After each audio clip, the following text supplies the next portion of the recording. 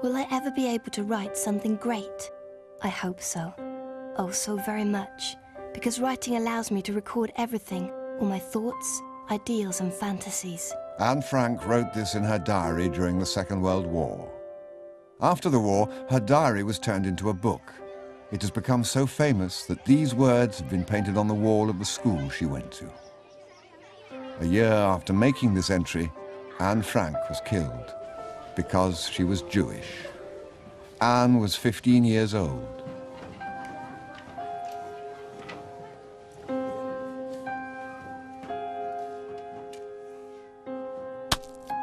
She wasn't the only Jewish pupil in her class.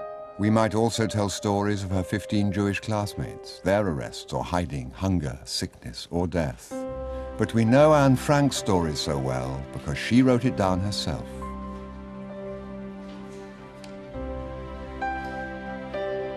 I hope I will be able to confide everything to you, as I have never been able to confide in anyone. And I hope you will be a great source of comfort and support.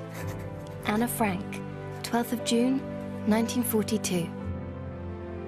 Anne Frank began her diary on her 13th birthday.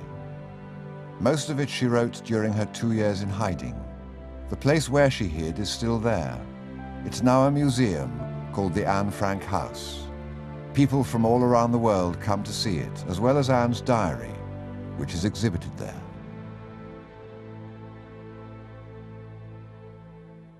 June the 12th, 1929, Anne Frank is born. Her sister Margot is 3 years older. Her mother, Edith, takes care of the home and family. Her father, Otto, works in a bank. They live in Frankfurt in Germany.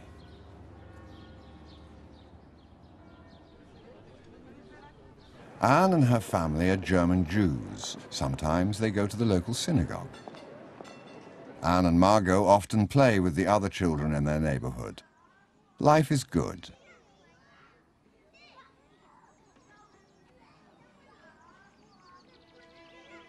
In 1933, an anti-Semitic political party comes to power, people who hate Jews.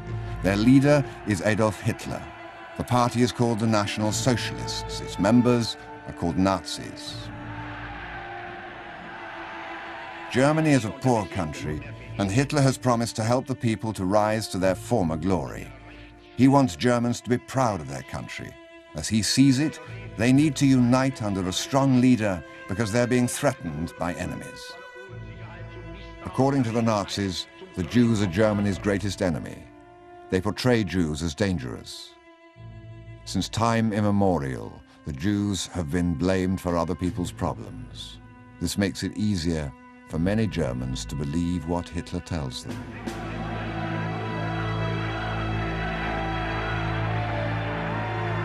When the Nazis take power, they go straight to work. They start arresting anyone with ideas different to their own and put them in prison camps. They burn books by Jews and political opponents. They introduce many anti-Jewish laws. They have Jewish teachers and civil servants fired from their jobs. Jewish students must sit apart in classrooms. Nazis also discriminate against gypsies, homosexuals, and the disabled. They prevent people from shopping in Jewish-owned stores. The Nazis are everywhere.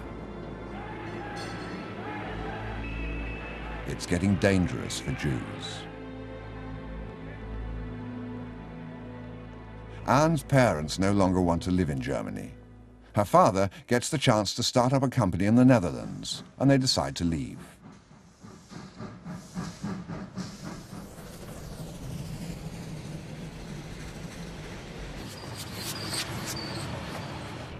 In this way, the Frank family comes to Amsterdam.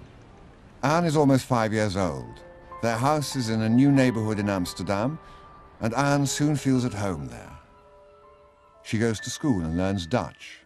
She has Dutch and German friends to play with, because she's not the only German Jewish refugee in her neighborhood.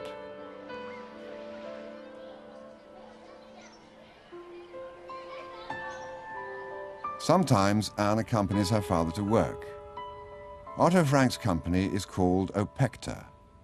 There, they make an ingredient for making jam. Otto makes a film to advertise his product. In it, Miep Gies, one of Otto's employees, shows how to use Opecta.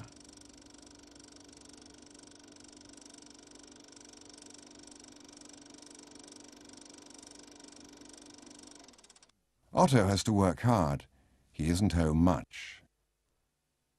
Anne's mother is homesick for Germany.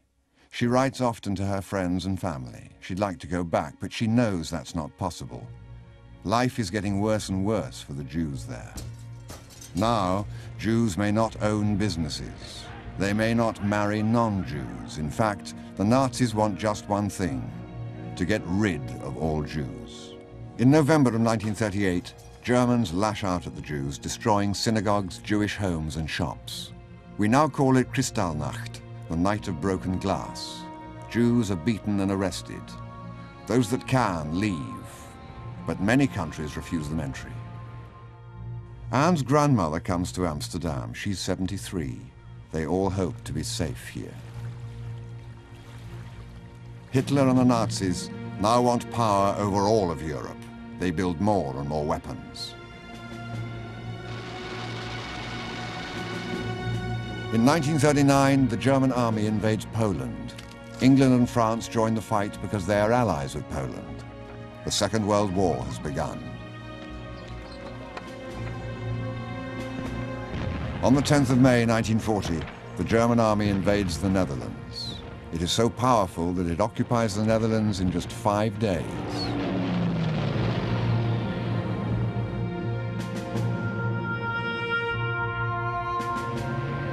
Still, the Dutch army manages to fight back until the Germans bomb Rotterdam.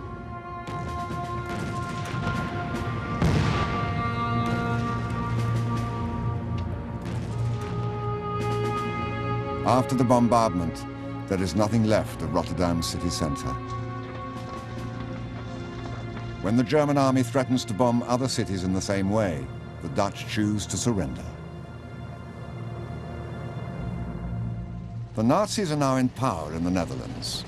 What they did in Germany, they can now do here too. In the meantime, the German army has invaded and conquered Belgium and France. They have closed all the borders. Escape is almost impossible. At first, the German occupation doesn't seem all that bad. Anne and Margot can go anywhere they like. Not much has changed. Anne lives on Merwede Square in South Amsterdam. One time she's caught on film. It's the only film of her in existence. A young woman in her apartment building is getting married. The wedding couple and family come outside. People are watching from their windows and on the street. Anne is leaning out of her window.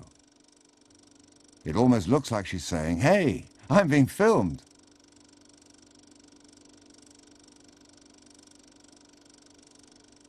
A few months later, Anne and Margot are forced to go to a new school, the Jewish grammar school. Jewish children may no longer attend school together with non-Jewish children. Slowly but surely, the Nazis go about limiting the Jews' freedom. First, they may not work for the government. Then, they must hand over their companies to the Nazis. Then, they must carry identification papers stamped with a big J. Now, they can't even go out and be in the same place with other people.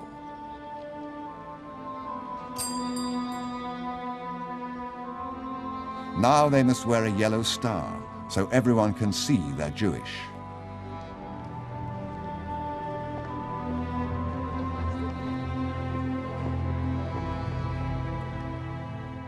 On her 13th birthday, Anne receives a diary. She's very happy with it and starts writing in it immediately. Sunday, 14th of June, 1942. I still have a lot to tell you. I'll begin from the moment I got you. The moment I saw you lying on the table. Anne treats her new diary like a friend. She has no idea that in 3 weeks she will never be able to see her real friends ever again, that she will have to go into hiding. It all happens on a Sunday. Anne is sitting in the sun reading. Someone rings the doorbell. It's the postman with a registered letter for Margot. She is being ordered to report for work duty in Germany. But this isn't just any work order. Everyone knows if Margot goes to Germany, she'll probably never be heard of again. But if she doesn't report, The police will come after her and punish her whole family too. I was stunned. A call-up. Everyone knows what that means. Visions of concentration camps and lonely cells raced through my head. Anne's parents saw it coming.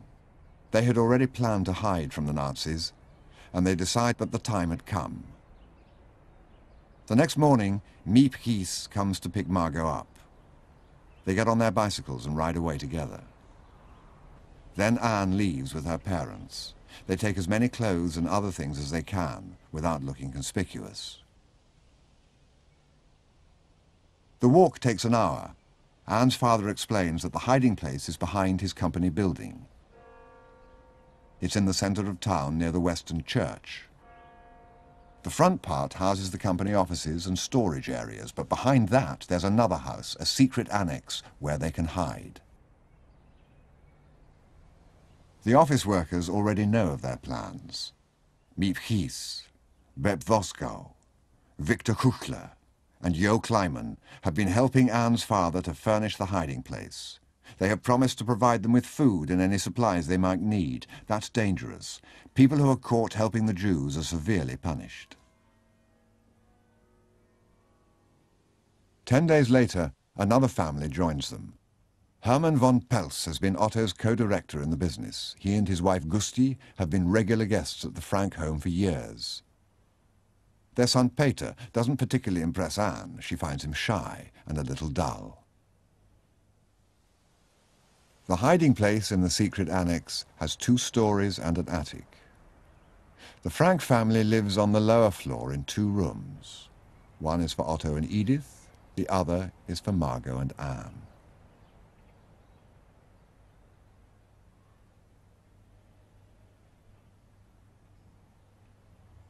Above them is a large room where Hermann and Gusti van Pels sleep. This also serves as the dining room and kitchen for the whole group. Peter has his own room next to them. The stairs lead to the attic, which is used for storage.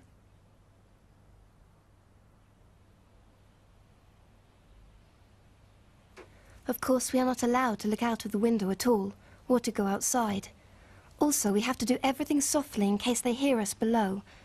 And then I'm really afraid that we'll be discovered and shot.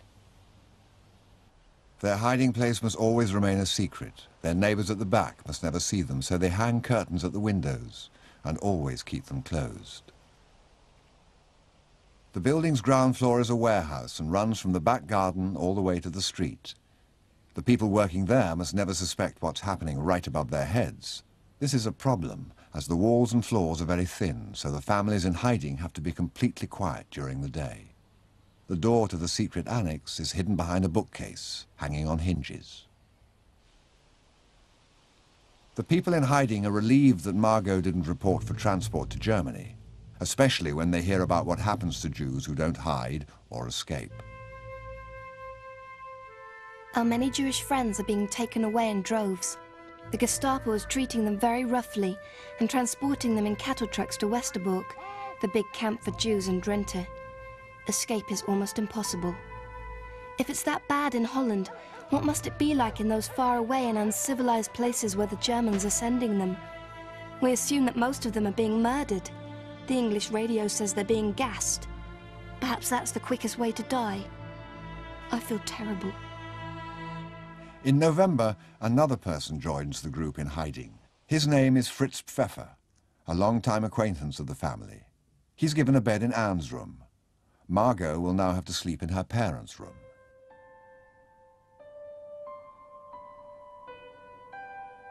Anne is not happy about Fritz Pfeffer. He is strict, and he often scolds her if she does something wrong. And then he goes and tells Anne's mother. They argue often. In fact, the others have arguments as well. After all, it's very hard for 8 people to live together at such close quarters, and always with the fear of being caught hanging over them.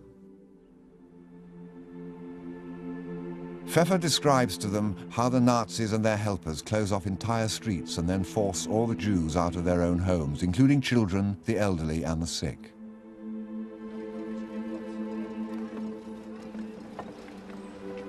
For weeks now, he says, the Nazis have been rounding up thousands of Jews and sending them to Westerbork transit camp. From there, they are taken in cattle trains to Eastern Europe.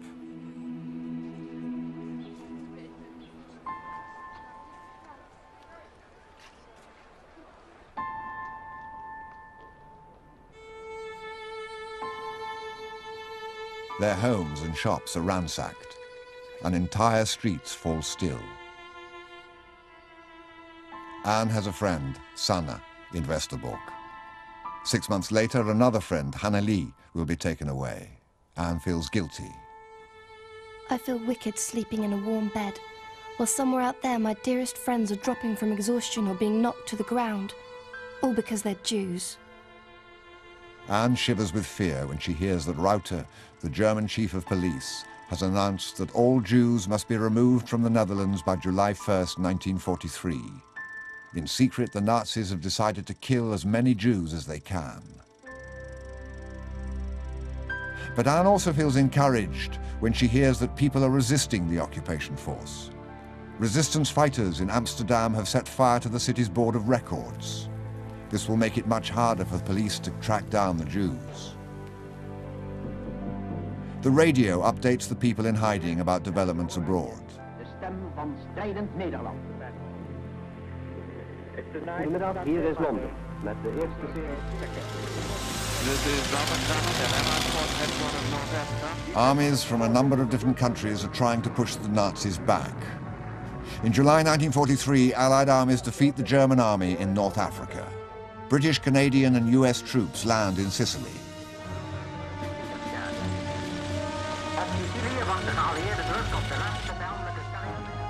The German army is now surrounded. The Russians are attacking from the east, and from the west, British and American air forces fly bombing raids every night over Germany.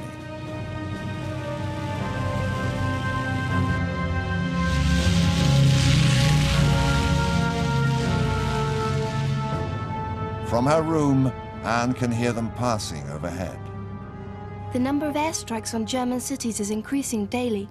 We haven't had a good night's rest in ages, and I have bags under my eyes from lack of sleep.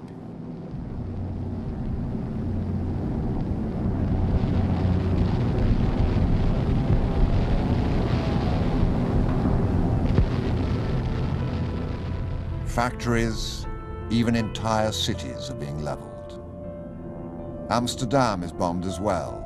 This time, the British Air Force tried to bomb an aircraft factory, but the bombs fell on a residential neighborhood, and all just a few miles from the secret annex. The destruction seems to be terrible. Whole streets lie in ruins. It still makes me shiver to think of the dull, distant drone that signified the approaching destruction. The Western Church, just a block away from the secret annex, is an important building in Amsterdam. In the summer of 1943, the fire department makes a film to show how they can protect it if necessary. You can just make out the secret annex in the picture. Maybe Anne was writing in her diary at that very moment. Wednesday, 23rd of February, 1944. Dearest Kitty, this morning, when I went to the attic again, Peter was busy clearing up. He finished quickly and came over to where I was sitting on my favorite spot on the floor. He stood and I sat. We breathed in the air, looked outside, and both felt that the spell shouldn't be broken with words. I knew then that he was a good, decent boy. The two of them spend a lot of time together. But after a few months, Anne doesn't feel as in love as she used to, and she distances herself from Peter. Instead, she spends more time with her diary. Wednesday, 29th of March, 1944. Dear Kitty, last night, Mr. Bogelstein, the cabinet minister, speaking on the Dutch broadcast from London, said that after the war a collection will be made of diaries and letters dealing with the war. Of course, everyone pounced on my diary. Just imagine how interesting it would be if I were to publish a novel about the secret annex. The title alone would make people think it was a detective story. Anne starts rewriting everything on separate sheets of paper, all for her new book. Tuesday, 6th of June, 1944. Dearest Kitty, this is the day the English news announced at 12 o'clock, and quite rightly, this is the day. The invasion has begun. Communique number 1. Under the command of General Eisenhower, Allied naval forces, supported by strong air forces, began landing Allied armies this morning on the northern coast of France.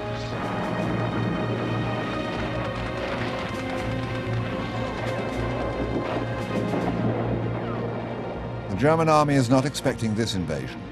The Allies are strong, but their advance is painfully slow. The German army fights back hard. Only when the Allies have established a beachhead will they be able to gain ground. Anne's father Otto keeps a map of Normandy on the wall. On it, he charts the Allied advance. Every day, every hour, they listen for the latest news on the radio.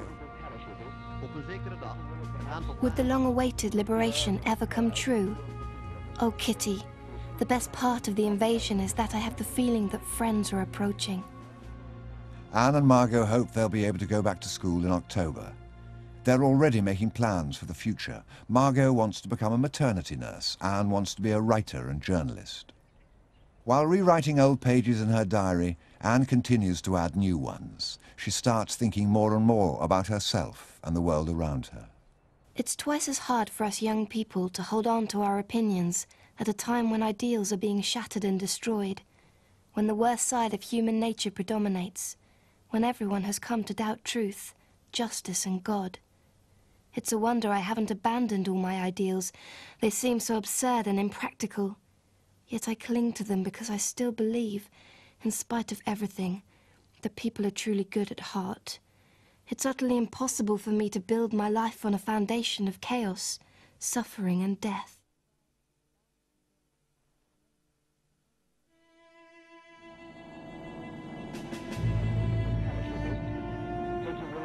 Anne would never get to see the peace.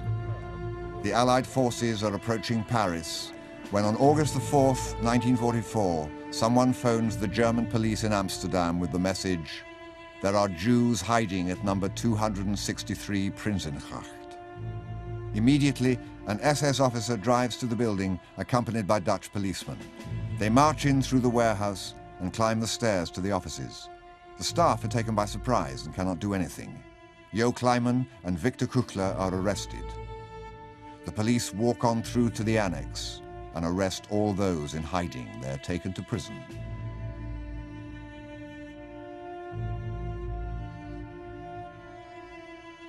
Beb Voskou and Miep Gies are left behind. Later that day, they have a look in the annex. The police have ransacked the place looking for anything of value. In among the mess, Miep finds Anne's diary and other papers and decides to keep them for when Anne returns.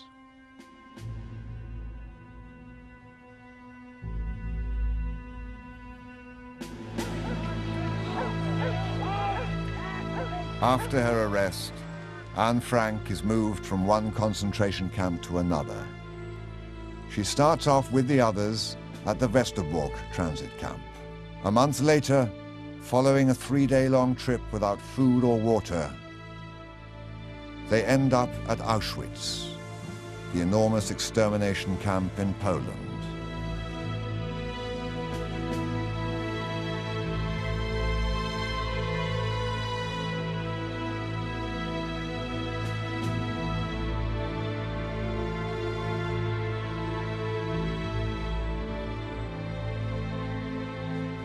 After almost 2 months, Anne and Margot are sent to Bergen-Belsen.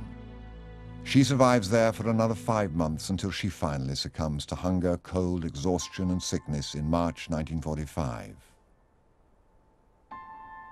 Just a few weeks later, the English liberate Bergen-Belsen. By that time, though, there are more dead people there than living.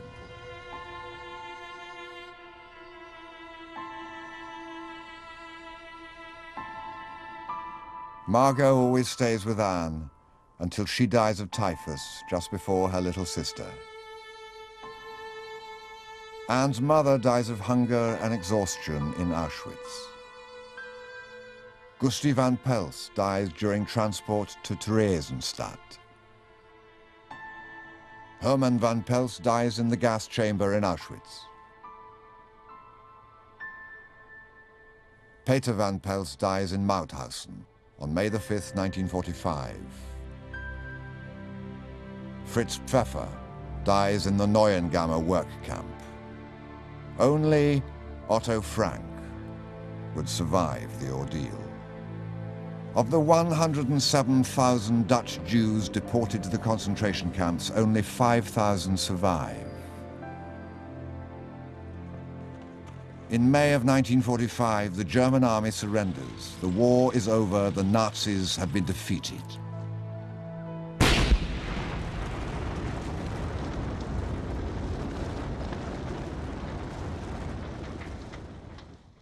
In June of 1945, Otto Frank returns to the Netherlands. Victor Kuchler and Jo Kleiman have survived their arrest. After Otto hears what has happened to his wife and children, Miep gives him Anne's diary. He reads everything she has written, including her wish to turn her diary into a book. He collates all her notes and he publishes her diary. By doing this, he fulfills his daughter's wish to become a writer.